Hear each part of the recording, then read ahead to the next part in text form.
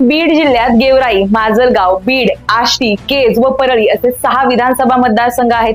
त्यांचा आपण थोडक्यात आढावा घेणार आहोत. गेवराई विधानसभा मतदारसंघात महायुतीचे उमेदवार विजयसिंह पंडित यांनी काका बदामराव पंडित यांना 42,233 मतांनी पराभूत करून विजय मिळवला.